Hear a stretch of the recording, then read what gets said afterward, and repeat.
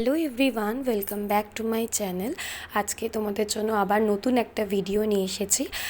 আজকে আমি তোমাদেরকে দেখাবো নিরামিষ পনির রান্না করা, যেটা আমি করি, আমার মায়ের থেকে শেখা এটা আমার। প্রথমে কড়াইটা গরম করে তাতে সাদা তেল দিয়ে তারপর পনিরগুলো ছোটো ছোটো করে কাটা পনিরগুলো ভালো করে লাল লাল করে ভেজে তুলে রাখতে হবে।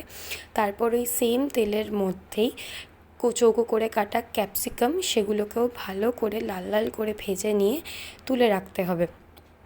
তারপর যে পরিমাণ তেল থাকবে তার মধ্যেই কাজু বাদাম, পোস্ত আর চারমগজ আমি আগে থেকে বেটে রেখেছিলাম, সেই পেস্টটা আমি দিয়ে দিলাম। ওটা ভালো করে নাড়াচাড়া করে ভাজা ভাজা করতে হবে, না হলে মশলার কাঁচা গন্ধ থেকে যাবে। তারপর তার মধ্যে আদা বাটা, কাঁচা লঙ্কা বাটা, হলুদ গুঁড়ো, জিরে গুঁড়ো, কাশ্মীরি রেড চিলি পাউডার দিয়ে ভালো করে নাড়িয়ে, একটু নুন দিয়ে ভালো করে নাড়িয়ে নিয়ে তাতে দিয়ে দেবো আমি টমেটো কেচাপ। তারপর ওটাকে ভালো করে নাড়িয়ে নিয়ে একটু চিনি দিয়ে দেবো। চিনি আমরা সবাই জানি যে চিনি প্রত্যেকটা মশলার স্বাদকে ব্যালেন্স করে রাখে।